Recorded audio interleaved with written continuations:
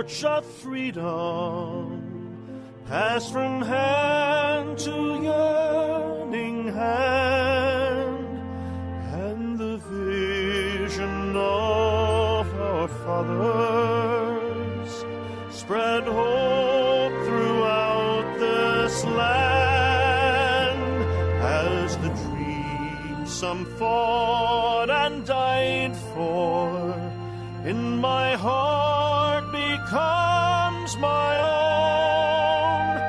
I will strive to keep her promise, America, my home. America, America, may God bless America, and freedom reign across America, my home. From the shorelines to the prairies, to the cities great and small, we have reaped the fruits of justice and liberty for all. So with deep appreciation. Welcome to another edition of Character Matters. I'm Dr. George Simon, welcoming you.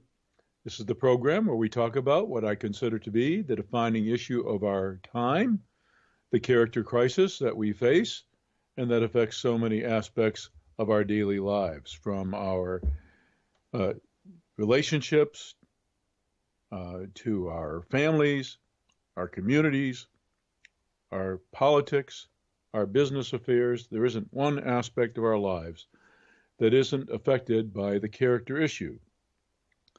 And for the past several decades, we've been in this culture of narcissism that has spawned this character crisis, and that affects negatively so many aspects of our lives. And this is the place to talk about it. And if you want to join the conversation, I'm happy to take your call at 718-717-8296. That's 718-717-8296, and I'll be happy to take your call. We've got a lot to talk about today, but first of all, let me invite you all again, all those of you who may be new to the program. You can read timely articles every single week on the character issue and the kinds of problems that are posed for relationships on my blog at either drgeorgesimon.com, that's drgeorgesimon.com, or manipulative-people.com. Either URL will get you to my new combined, expanded, and ever developing website, blog, and you'll find articles posted every week, timely articles on how to deal with those impoverished characters in your life, those folks that cause you all kinds of trouble to deal with, how to survive those relationships. And maybe even if you're a troubled character yourself, you'll find some resources there about how to build a better life for yourself, how to improve yourself. And in addition to the blog, my books, In Sheep's Clothing, Understanding and Dealing with Manipulative People, the international bestseller on understanding the covertly aggressive types of personalities and how they operate. And then my book, Character Disturbance, The Phenomenon of Our Age, my in-depth look at all of the character disturbed and character disordered individuals out there who will make your life kind of a nightmare experience, and how to deal with them, how to understand them, and most especially what to look for in the way of help when you're seeking help, because traditional forms of counseling are really ineffective and often leave the victim in these relationships feeling even worse than before they sought help. And then my book, The Judas Syndrome, for the Christian faith community, about how genuine faith can truly transform a life.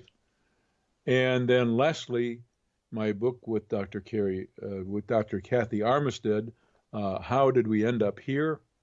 This is a survivor guide. This is the handbook for those of you trying to navigate through a character disordered world, how to recover from a toxic relationship and how to move on, how to build a better life for yourself, how to help ensure that you don't make a similar mistake again in character assessment when you're getting into a relationship. So all four of those books, and then hopefully soon my upcoming book, The 10 Commandments of Character, How to Lead a Significant Life, also with my co-author, Dr. Kathy Armistead, hopefully later this spring. So once again, if you want to join the conversation, the number to call today is 718-717-8296. That's 718-717-8296. I'd be happy to take your call at that number. You can also Skype, and I'll be happy to patch you in. You can talk about anything. You can discuss a topic of the day that you think is pertinent to the character issue and how it affects us as a community, or maybe as how it affects relationships. You can ask a question. You can ask for some advice about a situation that you're dealing with. In any case, I'm happy to take your call at 718-717-8296. Well, I have a lot to talk about today. I want to talk particularly about what I see as a fundamental issue responsible for much of the problems that we're having today character-wise. And I might get a bit esoteric at times. I'm going to try and keep this as straightforward as I can, but there's some really important concepts that I want to try to communicate today that I think are essential to understand if you're really going to appreciate the kinds of problems that we're likely to continue to have for some time to come and that we've had for several decades now, and what we really have to do to turn things around. I do think that the pendulum is slowly swinging back. I think that things are, the tide is definitely turning somewhat, because we have borne the price of this rampant character dysfunction for so long now. Families don't stay together. Communities are torn apart. In our politics, we are at each other's throats. Nothing gets done. People fight all the time, and it's always about power and position, and it's never about the common welfare. We have folks who make all kinds of claims, and then they don't deliver. And part of the reason they don't deliver is because in the climate that we've built for ourselves, they can't deliver. There is no more higher governing principle that takes precedence over all of the petty individual interests out there. It's a crying shame. But without a governing higher power or authority, whether you want to see it as God or whether you want to see it as the common welfare, without some higher governing authority being submitted to by folks, without people being willing to sacrifice personal interest for a greater interest. Without that, there can be no peace, there can be no harmony, there can be no building of a great, ethical, robust, healthy society. You just can't do it.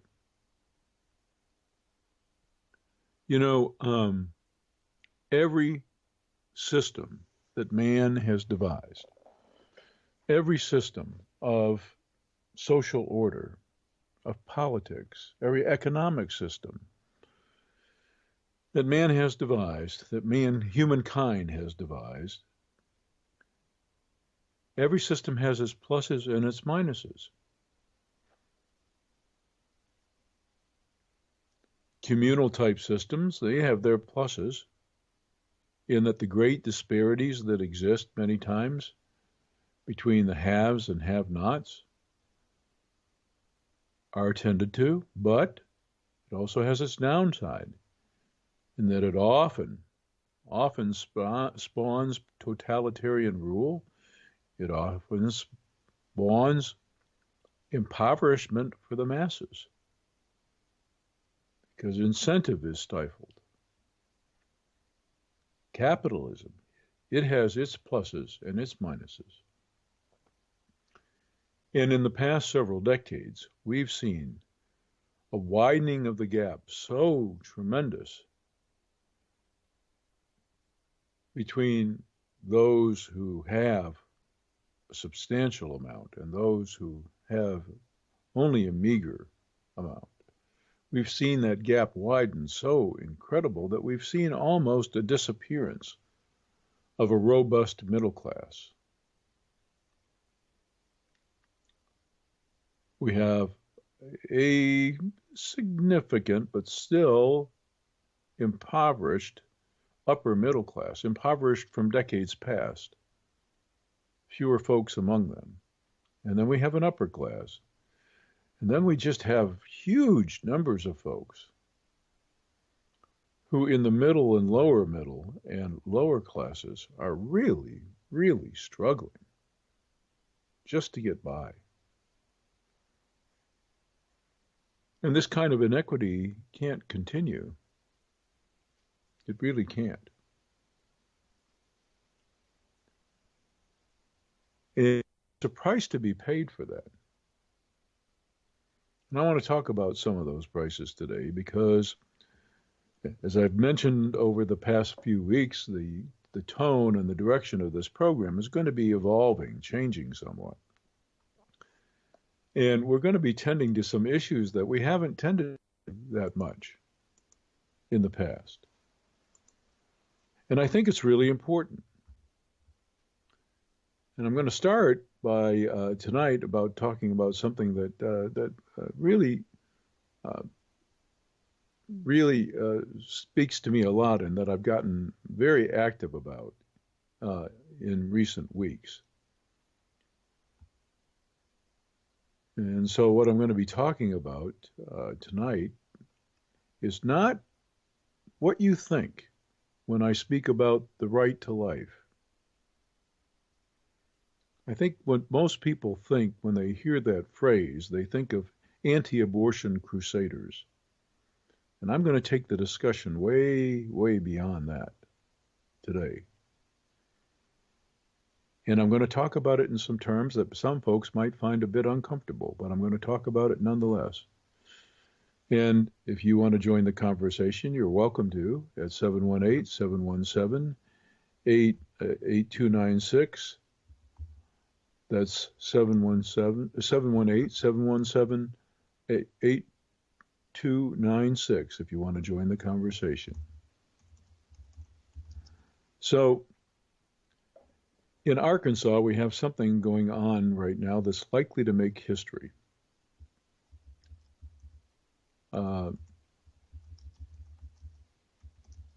We have 8 convicts on death row in our state who have been awaiting execution, and there's been stay after stay, et cetera, et cetera. But now, an urgent situation of sorts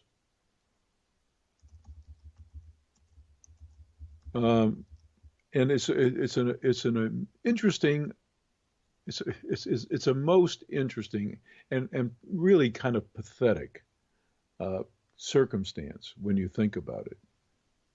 There's so much to be said for it. But I'll explain here. We have 8 inmates, 8 convicts, that the state of Arkansas plans to execute in a span of 10 days.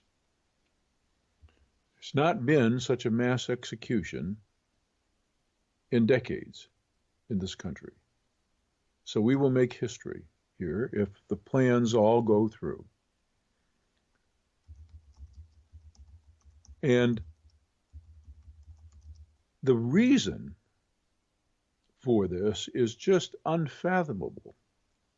The reason is a practical kind of concern that it leaves you scratching your head how this should even be a factor. But one of the drugs that is used to sedate folks, it's a drug, by the way, that is inappropriately used to sedate because it doesn't properly sedate.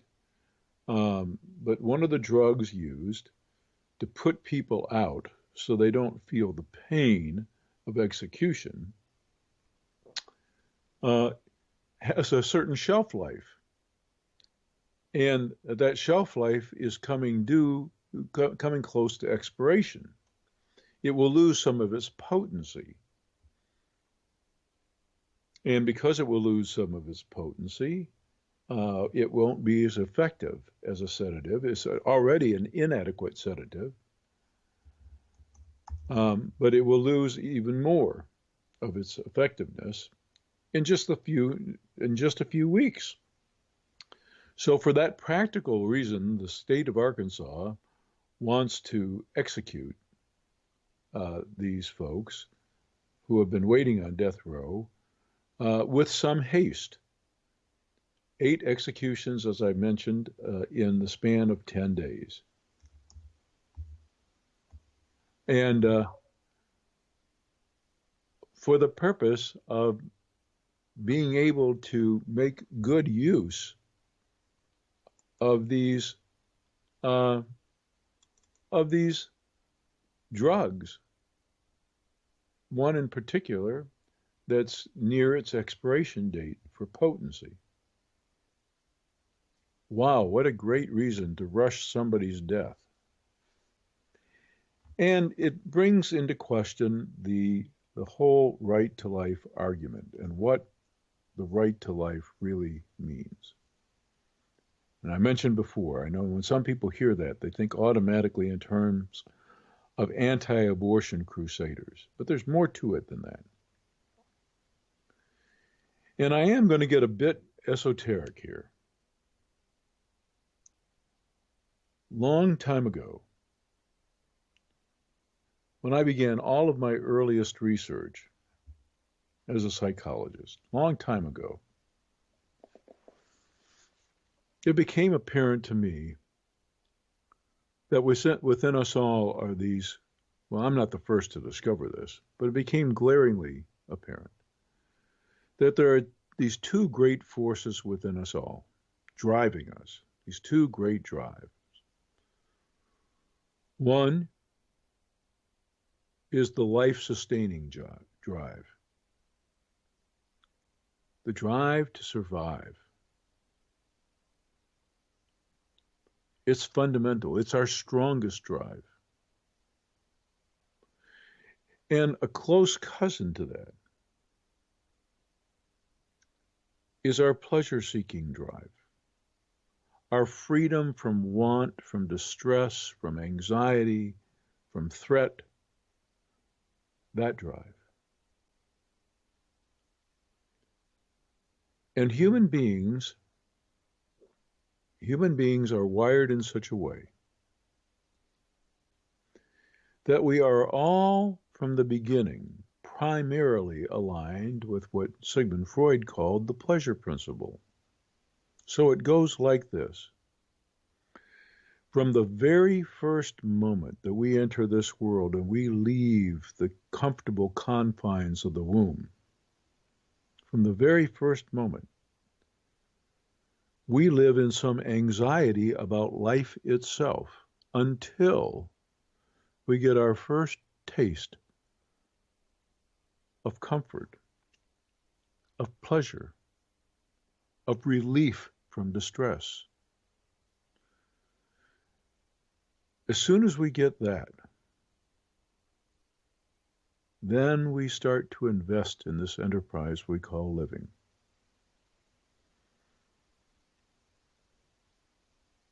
And we want to live until we experience too much pain. If any of us gets to the point where we experience way too much pain, most of us will want out of that pain, even if it means the end of our life. And that's why some people seek to end their lives. They experience what psychologists call psyche ache, a pain of the heart and mind so great that they just literally don't see how they can go on living with such pain. And so they take their lives. And that's because we are so aligned with the pleasure-seeking principle. It's our primary drive. Life is the secondary one. And that's where we miss it. Because life itself is the most miraculous and precious thing. And when we subordinate our pleasure-seeking principle to the life principle, everything changes. Everything changes. Everything. We lead life on an entirely different plane.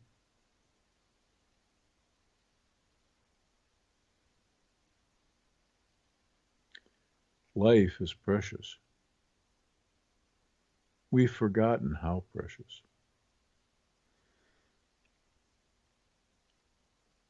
And we make statements when we treat life with such disregard. It's more than just the abortion issue. You see, once again, even in that issue, the drive for life itself and the drive for comfort or freedom from distress, pleasure, once again come into conflict. It's always a gut-wrenching decision for a person who's in that position of having an unwanted pregnancy. Unwanted for what reason? Well, always because of the distress involved. Whether it is because the pregnancy resulted from a horrific act that was unwanted, undesired, and created a great deal of pain, and now the burden of a child will be even more salt on an already open wound. Or just a matter of inconvenience. Whatever the case may be, the issue is, how much am I willing to bear in the way of suffering to align myself with the cause of life?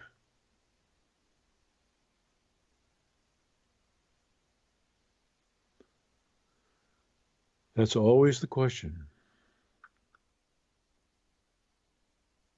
How much am I willing to bear in the way of suffering to align myself with the cause of life?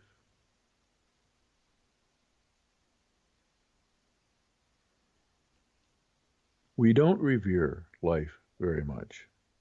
We haven't for a long time. The gods we worship are not just pleasure, fame, fortune.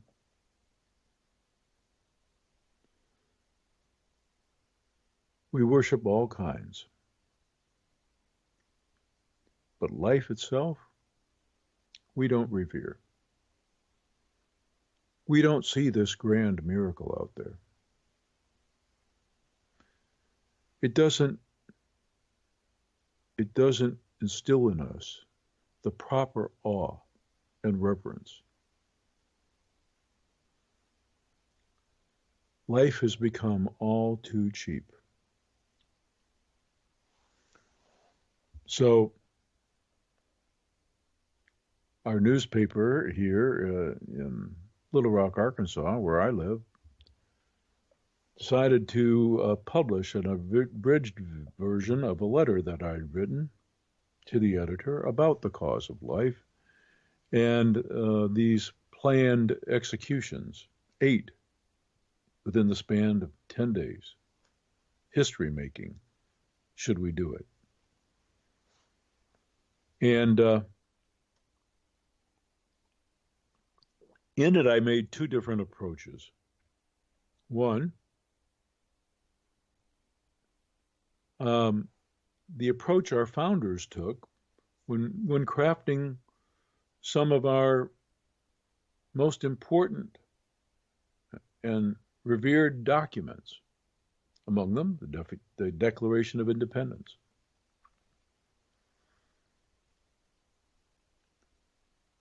We hold these truths to be self-evident, Jefferson wrote.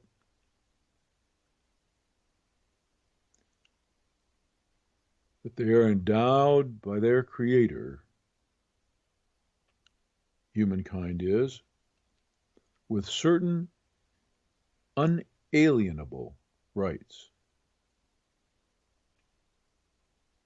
What's an inalienable right? What's an inalienable right? Well, you can look it up. It's a right that maybe for a really good reason and through due process you can abridge. But you can't take it away, ever. You can't revoke it. No man can do that. Why? Because it's an endowment. It's an endowment of creation. It's the Creator's free gift. Can't be rescinded by anyone.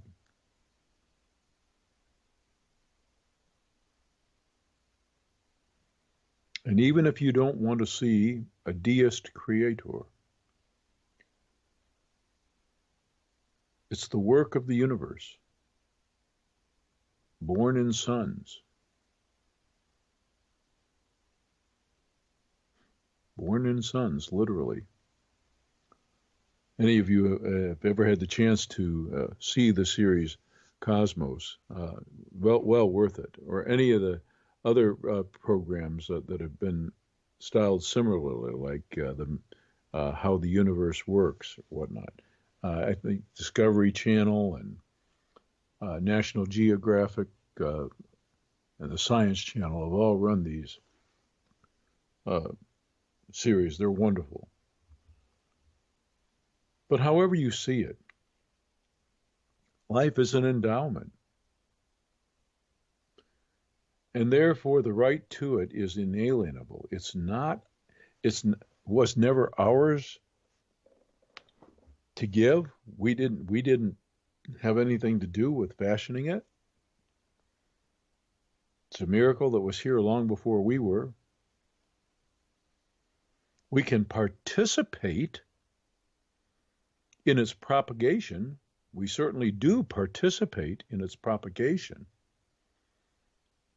But we are not the authors.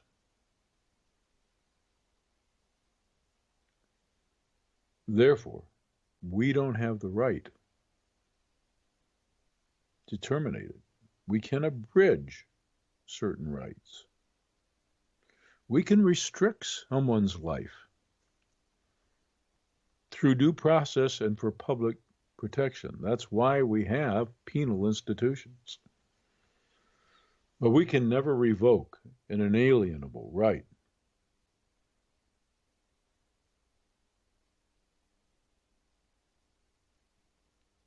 And so I wrote this piece, and it was accepted in abbreviated format.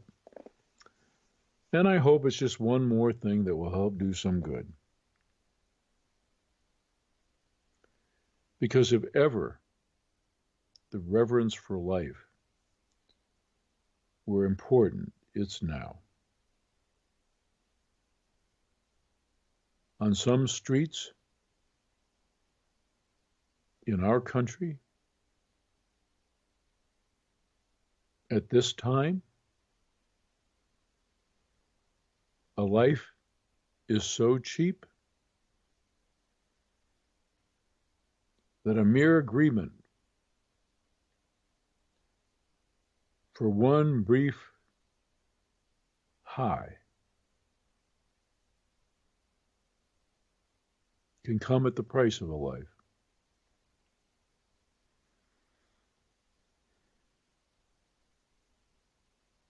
Contracts on other human beings to take a life can be purchased for a few bucks.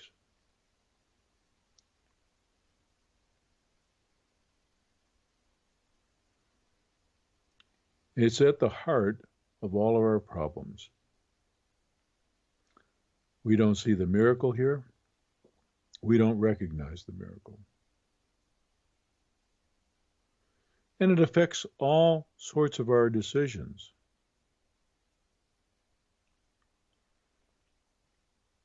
This planet that we inhabit, with all of its wonderful gifts and resources, this universe that we exist in,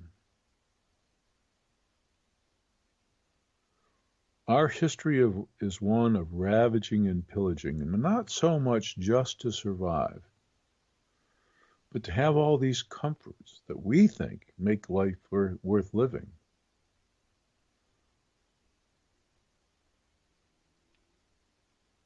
And yet they don't. Because the happier among us, the happiest among us, are those who live more simply and who know how to live and love.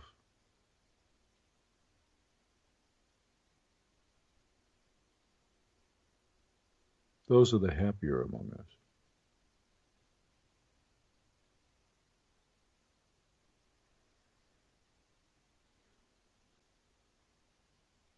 You know,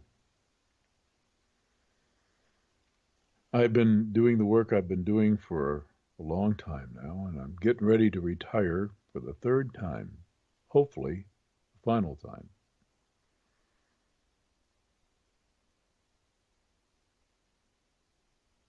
And I know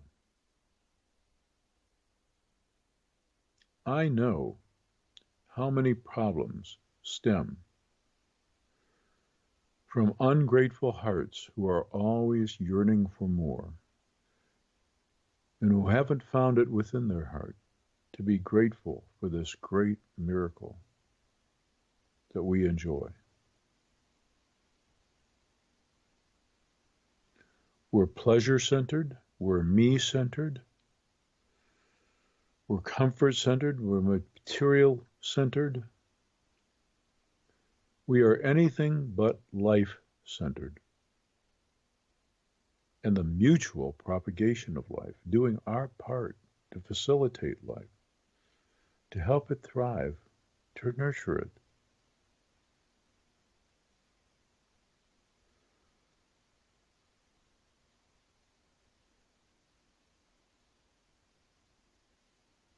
It's sad. It's truly sad. It's one of the reasons also that it's taken me so long to get this last book of mine out, The 10 Commandments of Character. it's needed some major overhauling. I recognized that when I first started doing the final edits to it. It doesn't say all it needs to say, but it will, because it's going to be my last opus. And it needs to be what it needs to be before it's released. So I'll be working on it as often as I can over the next few months. And hopefully by the end of the spring, it'll be ready. But I'm not going to rush it because it has to be ready and it has to be right.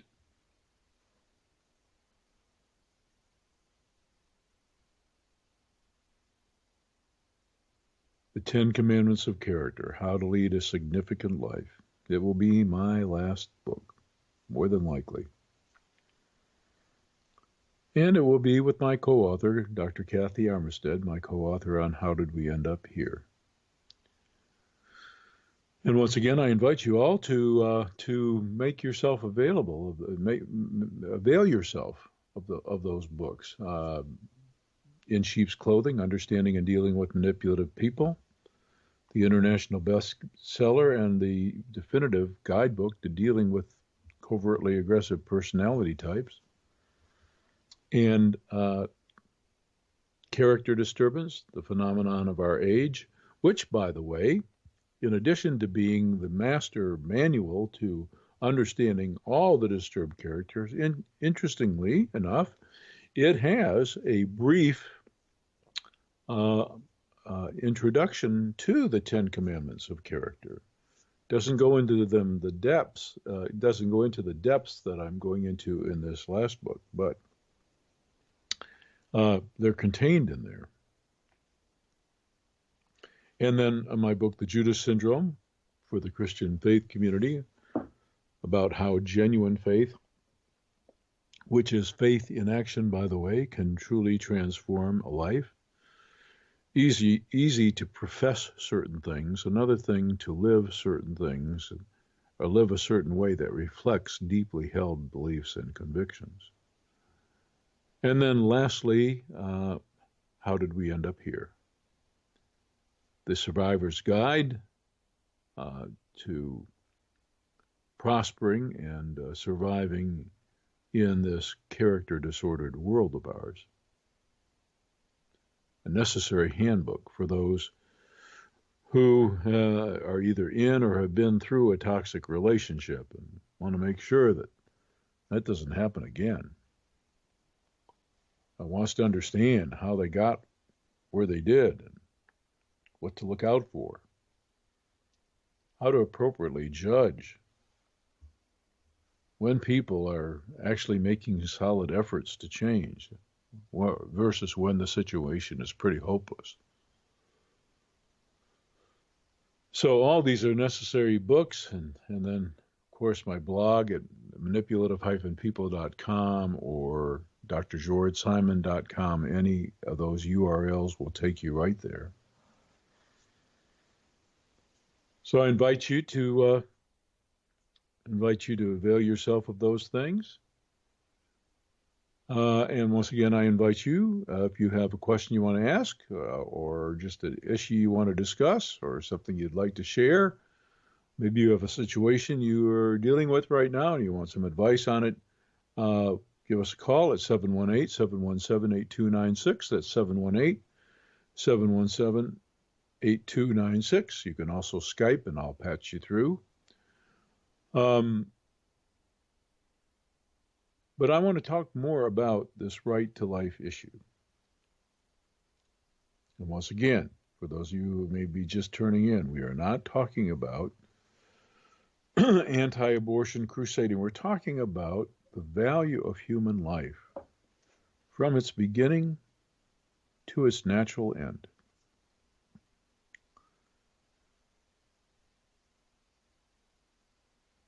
It's an inalienable right because it's an endowment. It can be abridged through due process and for a just cause, but it cannot be revoked. It's an inalienable right.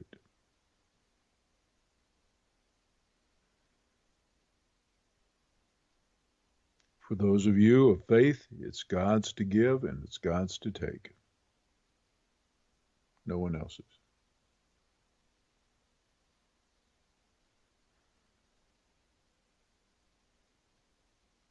And when you stop and think, seriously, mindfully reflect on so many of our social ills, you will see the lack of regard for the sanctity and the dignity and the worth of human life at the root. You'll see that. It's always personal interest and personal pleasure, especially, trumping life itself whenever things go badly. That's always the case. You'll always see that. It's a simple equation, really. And that's why respect for life and its sanctity is so crucial. It's just absolutely fundamental. And it goes way beyond, way beyond the abortion argument. It affects everything. If life is so precious, then how do we stand idly by and allow innocent children, for example, who through no fault of their own are in circumstances that don't promote even their physical well-being, let alone their emotional well-being, their psychological well-being, their character well-being, their character development, their spiritual well-being. If you have true regard for life and its sanctity, how do you stand idly by? Sure, you can make the dispassionate argument that such folks, such products of a depraved environment wouldn't be in the trouble they are. They wouldn't be showing the symptomatic behaviors that they typically show unless, if it weren't, rather, for their toxic environment. And therefore, the only way to really fix things long term is to have fewer of those toxic environments. But the innocent victims of those things don't have any say over that. When I was doing some of my earliest work in the field, and I was devoting some time at relatively meager wage in the Delta regions, in the Mississippi Delta area of our state, here in Arkansas, I came across so many young folks who, by the time they were young adolescents or pre-adolescents, had already experienced more depravity, more trauma, more ugliness than most people experience in a lifetime. And how some of those young people remained as decent as they did, I will never know. I will never know. It made me appreciate very deeply that trauma itself,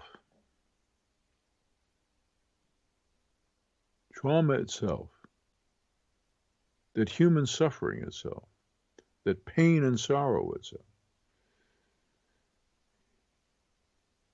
is not what corrupts a person's character. It's how we respond that defines us. How we prefer, how we choose to respond. to those circumstances that makes all the difference. That's who we are.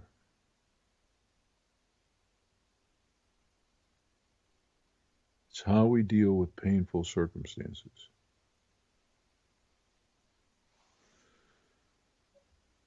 That defines who we are.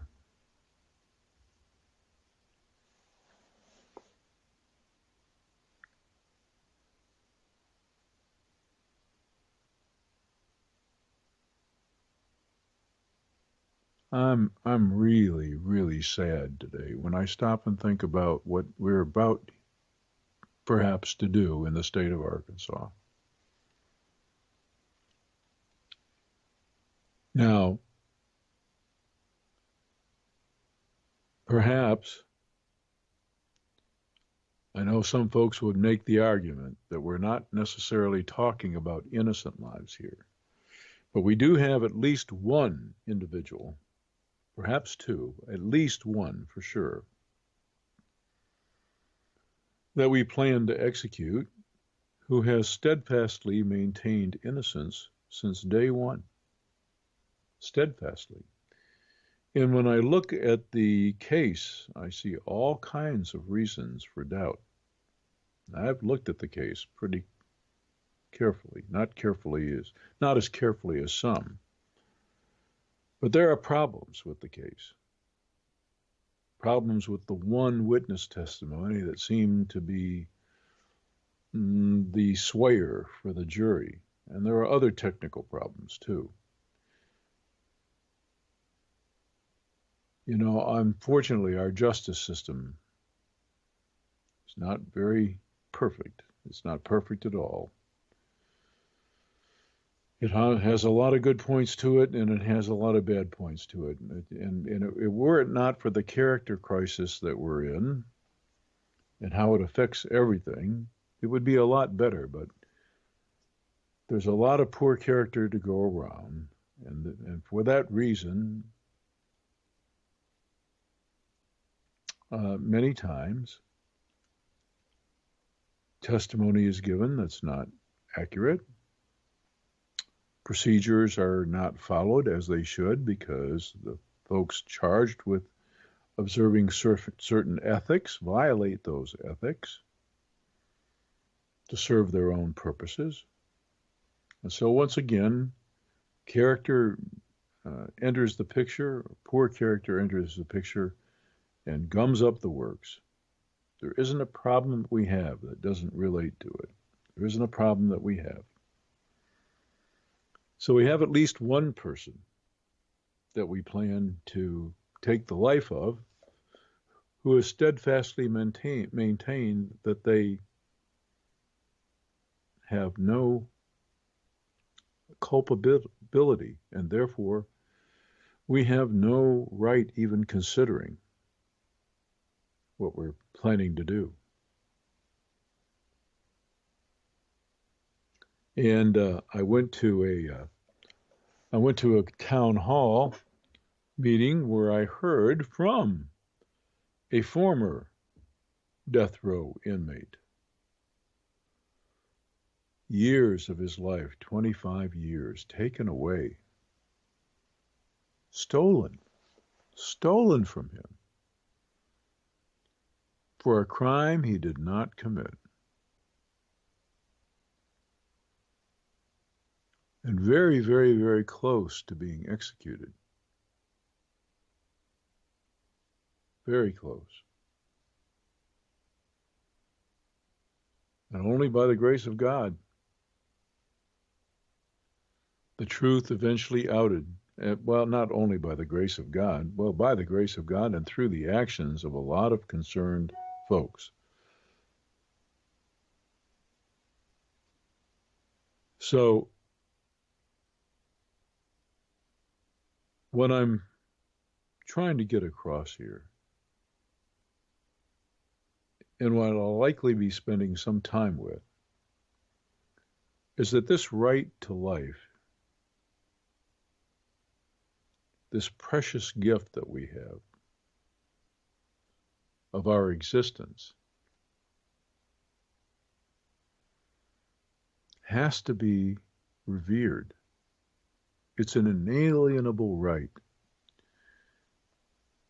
It's an endowment from the source, from the creative source. No one has a right to revoke it. And we have an obligation to revere it.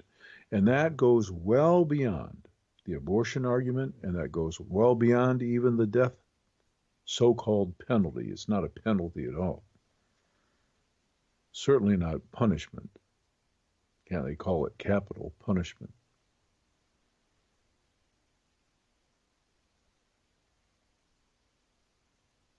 Goes way beyond that. Revering life has to do with revering all of this creation, the miracle of it all, and wanting to first and foremost do no harm, but only work to revere and help propagate.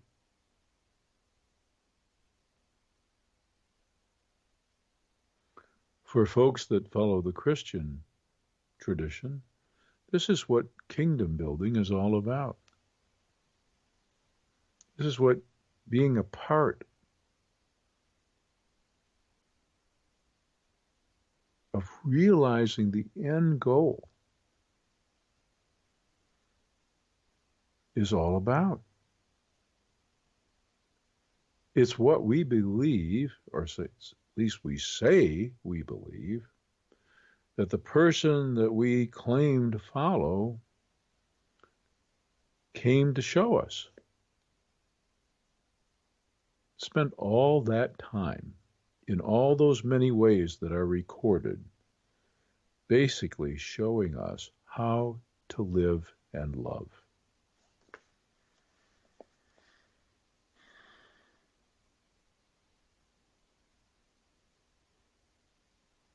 And some people who claim to be followers will jump on one right to life bandwagon and will abandon all the others. They'll get out there and picket, they'll harass at abortion clinics and whatnot, and then when it comes to housing the homeless, feeding the hungry, caring for the innocent victims of pathetic circumstances,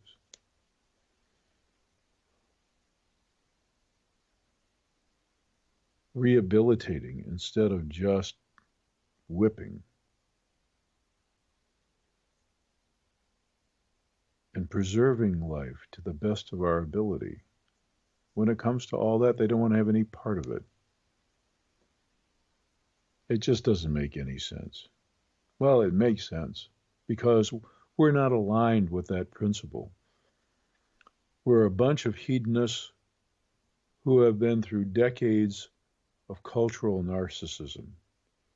What we care about is our pleasure, our freedom from want, our freedom from distress. We also care about ourselves and our wants, our desires, even our own aggrandizement. We worship many gods: fame, power, material wealth, other forms of wealth. We worship these things. This is what we worship. They're not false gods. They're very real gods to many people.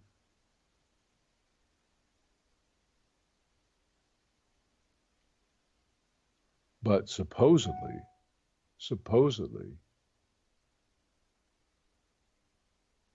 we profess a faith and a reverence to the author of this wonderful miracle of life.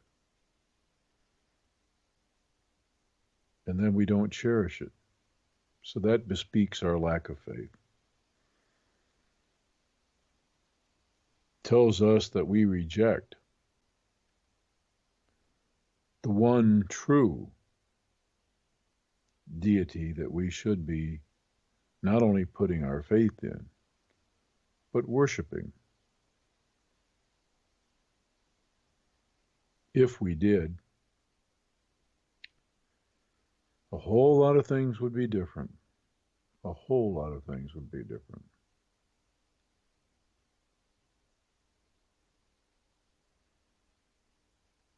This does not have to be a liberal versus conservative issue. You can preserve all that we've come to know is truly reverence-worthy and still advocate for the cause of life and changing circumstances and needs and what it takes under changing circumstances to truly honor this gift of life and to do our part to help propagate it. We can get beyond the liberal and conservative argument if we so choose. It's up to us.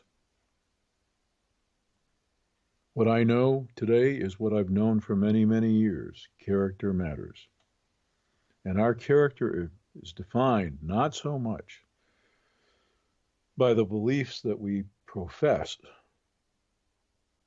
by what we say we know and believe, but rather our character is defined by the manner in which we conduct ourselves in our relations with others.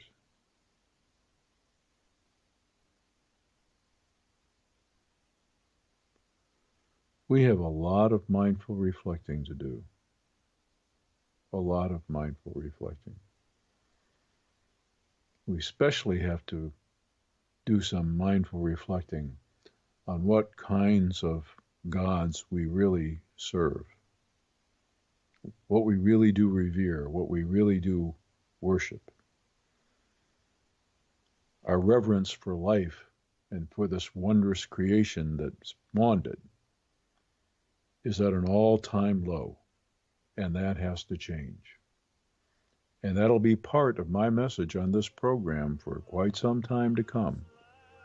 And so I invite you to stay tuned as we discuss these and many other issues, and to contribute whenever you feel the inclination.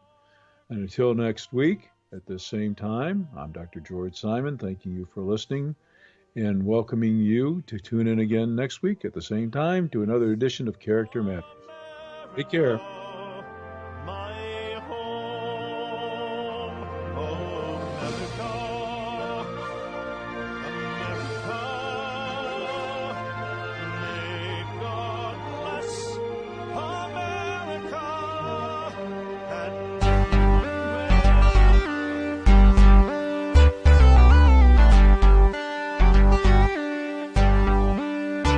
This is Ozzy Skateboard, and you're listening to UCY.TV.